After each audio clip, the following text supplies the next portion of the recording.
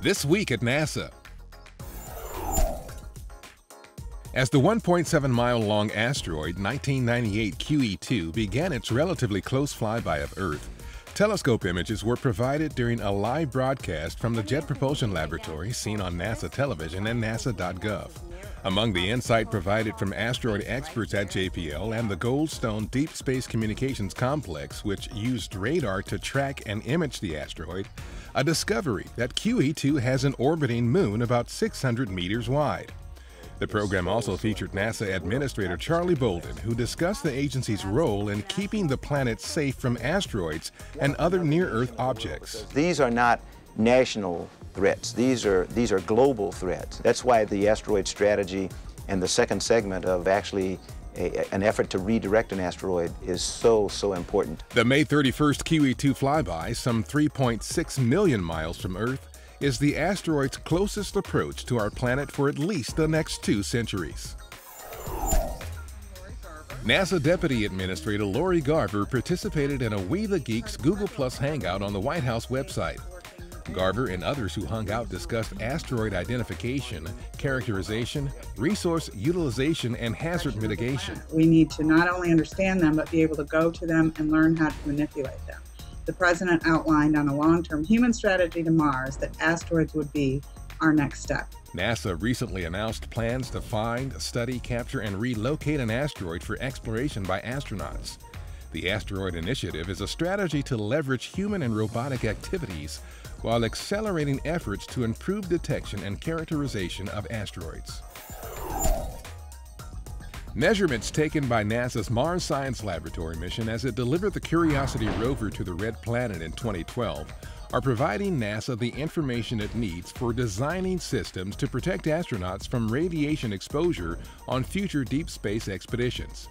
MSL's Radiation Assessment Detector, or RAD, is the first instrument to measure the radiation environment during a Mars cruise mission from inside a spacecraft that is similar to potential human exploration spacecraft. The findings will reduce uncertainty about the effectiveness of radiation shielding and help space mission designers better protect astronauts on future deep space missions.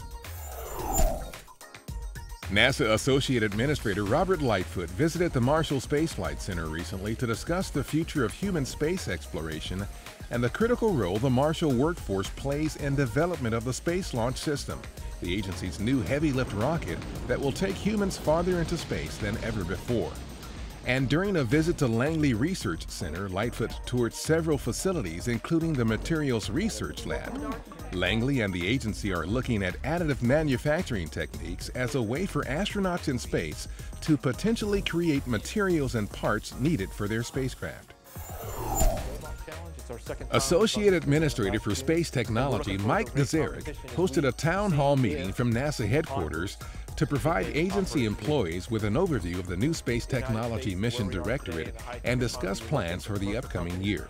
There are a number of technologies that could really help our industry if we, the government, could take some risk and show that the technologies can solve the problems that need to be solved. Those are tough challenges.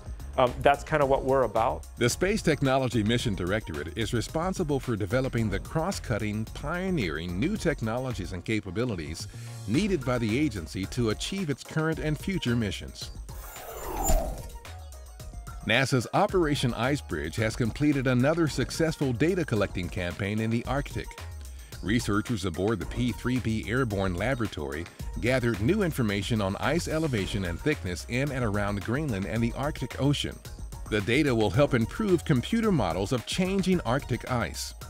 Managed by Goddard Space Flight Center, the 6-year Icebridge mission is bridging the gap between NASA's IceSat satellite, which stopped working in 2009, and IceSat-2, set to launch in 2016. During a recent visit to NASA Ames, Associate Administrator for Science John Grunsfeld received a progress update on the center's science projects, including the LADEE mission, scheduled to launch later this year to study the thin atmosphere around the moon. Grunsfeld was also a featured speaker at the Bay Area Maker Faire in nearby San Mateo, California.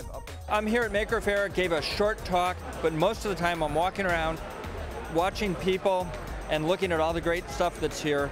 and it's almost overwhelming, even for an astronaut, that there's so many great ideas out there. The festival is a celebration of invention, creativity, and resourcefulness, where makers show off their inventions and share knowledge. Splashdown, splashdown. On May 31st, 2012, the successful splashdown in the Pacific Ocean of the SpaceX Dragon capsule marked the completion of the first U.S. commercial spaceflight to the International Space Station. During the mission, Dragon demonstrated its ability to maneuver in orbit, safely approach the space station, and be grappled and berthed to the orbiting laboratory. Just over 4 months later, SpaceX again launched a Dragon, this time stocked with cargo, on CRS-1, the first ever commercial cargo resupply flight to the ISS. The flight signaled the return of America's capability to independently resupply the orbiting laboratory, a feat not achievable since the retirement of the Space Shuttle. And that's This Week at NASA. For more on these and other stories, or to follow us on Ustream, Flickr, and other social media, log on to www.nasa.gov.